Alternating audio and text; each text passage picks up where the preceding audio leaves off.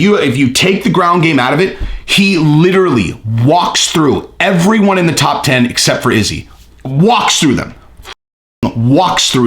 Okay? There is no question about that. Okay? There's just no question that if you're standing with this guy, he is the second best striker at 185 with no doubt. None. But he has a blaring weakness because he's knocking everybody out.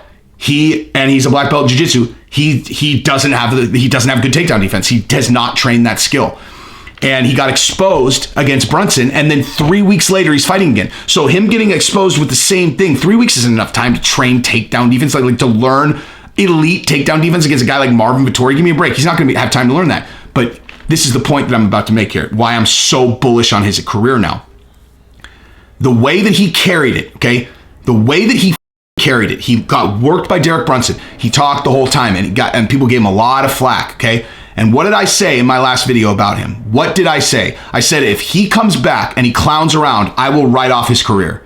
But if he comes back and he's a ninja, like I think he will, then I'm bullish on his career. He did exactly what I said he would. He was like, no more talk. He's like, I'm going to come back. I'm going to get it back. All right, Jesse on Fire. Welcome back to the channel. So let's talk, because that Kevin Holland and Marvin Vettori fight, we're going to talk about that because I saw something very different than everyone else. I'm going to make a bold claim on this video, and it's going to take a while for this one to age because this is not one that's going to resolve itself over the next 3 months, but I'm going to make a bold claim about Kevin Holland. And I would love to hear in the comments if you guys think I'm out of my mind, but I want to hear nuanced thinking as opposed to, well, I'll explain in the video what I mean by non-nuanced thinking. But, and also we'll talk about Mike Perry.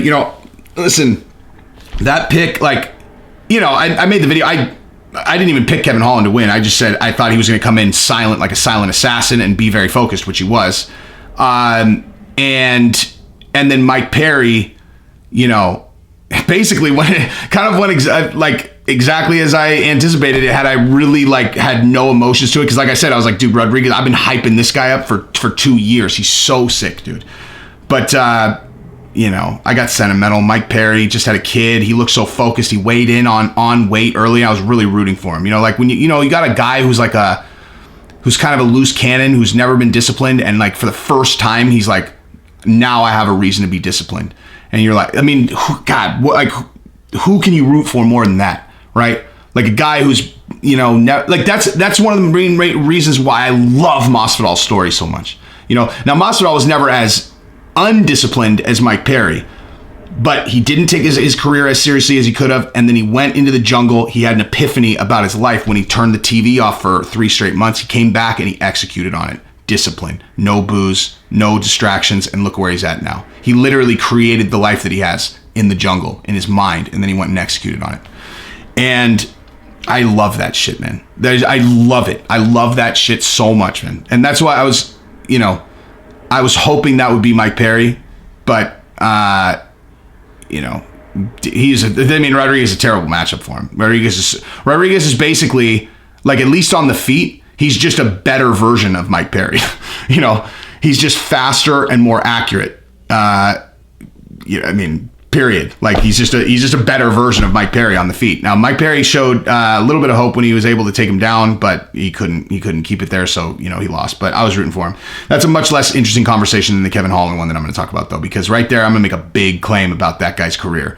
So before I do, though, if you like the content, subscribe and ring the bell. I say it every video. People do it every video. So anyway, So I feel like a lot of people, even people who are, I've heard a lot of actually high level analysts kind of mentioning a part of this too. But I feel like if you go just a little bit underneath, the really nuanced high level, martial arts analysts, they'd be they're being pretty consistent about Kevin Holland, which is just they're it turns out he's not that good. Turns out he's actually not that good. He's not going to do very well. His career's, he's probably not going to do very well in his career after all, because he lost twice, right? He lost to Brunson, now he lost to Vettori. And but see, I see the exact opposite of that. I see the exact opposite of that so when Kevin Holland had won the 5 in a row, I was like, to me, like, seriously, like, I had seen all those fights, and I'm like, to me, he looks kind of wild, and he's on a hot streak, right? And I mean, that's honestly, that's how I would have characterized him. Is like, he's on a hot streak. It probably won't last. Like when he was calling out Izzy, I was like, okay, guy, like, sure, buddy. And now, after these 2 losses, my opinion of him is the exact opposite. Okay, which sounds weird because he lost them both decisively, but I feel like I'm looking at these fights different than everyone else. Okay, because like we talk about every single time, right? When we're breaking down fights, how do you do it? It's like, how does this guy win? How does this guy lose? Like, what's this guy's strength? What's this guy's weakness? Guys like Demetrius Johnson have essentially no weaknesses, and they're very strong everywhere. GSP the same. John Jones very similar, although you never really see him on his back, but it's neither here nor there. But the guys who have, you're literally looking at their game, and you're like, okay, it's basically like everyone has like a baseline skill set, right? They have like a baseline skill set. And then some people are exceptional in other areas. So it's like, wow, if you get a guy who's not also exceptional in this area, this guy's going to fuck him up. Unless this guy has a big weakness that this guy is really strong in, right? It's literally like that is how I look at all. I mean, that is what it is. I mean, that's what this game is. Does this guy have an exceptional strength that's much better than the guy that he's fighting? And does he have a weakness that can be exploited by a strength that the other guy has? I mean, it's literally that simple. And here's the deal. So Kevin Holland, yeah, he lost 10 straight rounds, right? To very good fighters. I mean, dude, Brunson's won. I mean, I know people are sleeping on Brunson. He's won 4 in a row. Brunson never had a training camp. Brunson was training himself his whole career, and then now he finally got into a professional fight camp, and now he's won 4 in a row. I don't think that's a fucking, I don't think those two things are unconnected. But nonetheless, Kevin Holland lost 10 straight rounds. But it's not like Tyron Woodley, right? Where he's like, he's just getting backed up to the fence and then getting taken down, whatever, and he doesn't even look like he's fighting hard. Kevin Holland has one blaring weakness in his game, which is his takedown defense. Non-existent. And you know why that is? Because he has a black belt in jiu-jitsu under Travis Lutter. And so in his mind, as a martial artist, and going into, this is like, I want you guys to really actually think about this, okay? So going into that last fight, right? Like he's literally running through guys. He ran through 5 straight guys. Okay. He went on a big streak right before that. He lost one, won one, lost one, and then won the 5 in a row. He's running through guys with his current skill set. He has a black belt in jiu-jitsu. So he's like, they want to take me down. I have he has a black belt under Travis Lutter. Travis Lutter, for those of you who are new to the sport, that's not a low-level jiu-jitsu practitioner. He was one of those guys that was fighting in MMA, like purely jiu-jitsu. He was like he was considered, is still considered a super black belt in jiu-jitsu. And that's who black belted Kevin Holland. So Holland is like, well, if they take me to the ground, I don't think they want it there. And I think he's realizing that in the top 5, top 6 guys, when those guys get on top of you, it's not a jiu-jitsu match. They can punch you in the face. They can elbow you. It's not... they might not want to just grapple with you on the ground. And I mean, but those guys know jiu-jitsu too, right? Like they know jiu-jitsu too. So it's not a desirable spot being on your, in a jiu-jitsu match. I mean, I watch these guys do this every single day. Like, yeah, you pull someone into your guard, right? Would you do that if they could throw elbows into your nose? Probably the fuck not, right? It's a different sport. So his strategy, if you look at his body of work, right? Why would he need to be super concerned about his takedown defense? It had never really been exploited like that before. And because he thinks he's got it covered because he's a black belt in jiu-jitsu. And the reason why that's important is because unless you guys are watching a different movie, this guy is a fucking murder machine on his feet. I didn't realize how good he was on his feet until these last 2 fights. He is so dangerous, dude. He is so dangerous. I encourage you guys, if you guys think that I'm out of my mind right here, right? If you guys think I'm crazy, I encourage you, go back and watch the fight again. Fast forward through any time that they're on the ground and just watch when they're standing, okay? And pretend the whole fight is just them on their feet and watch how fucking good he is. Dude, he like if you take the ground game out of it, he literally walks through everyone in the top 10 except for Izzy. Walks through them. Fucking walks through them. Okay.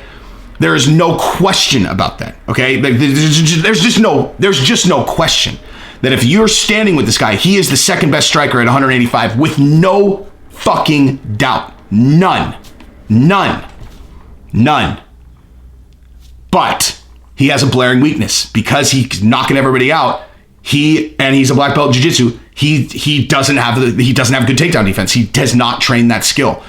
And he got exposed against Brunson, and then 3 weeks later he's fighting again. So him getting exposed with the same thing, 3 weeks isn't enough time to train takedown defense, like to learn elite takedown defense against a guy like Marvin Vettori. Give me a break. He's not going to have time to learn that. But this is the point that I'm about to make here, why I'm so bullish on his career now. The way that he carried it, okay? The way that he fucking carried it, he got worked by Derek Brunson. He talked the whole time, and people gave him a lot of flack, okay? And what did I say in my last video about him? What did I say? I said, if he comes back and he clowns around, I will write off his career. But if he comes back and he's a ninja, like I think he will, then I'm bullish on his career. He did exactly what I said he would. He was like, no more talk. He's like, I'm going to come back. I'm going to get it back.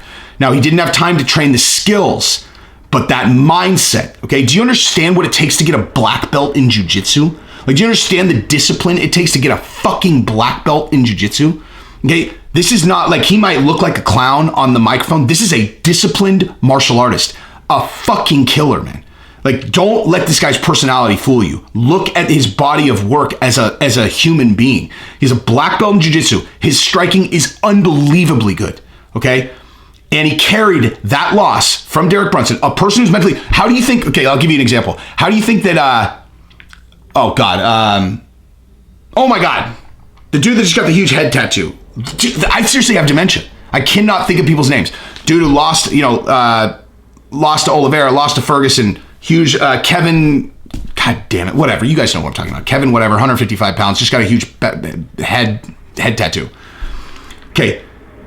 If he had talk, right? Like, I can see insecurity in people, right? I can see it. That's how I knew Kevin Holland, even though he's a bop. I knew that he would see the criticism and he would shape up. Where the Motown phenom, I can't fucking believe I can't remember this guy's name. Anyway, he would have taken that criticism and he would have doubled down, okay? It's a sign of insecurity, right? Like, he would have doubled down on it, right? Oh, they never gonna get me to stop talking.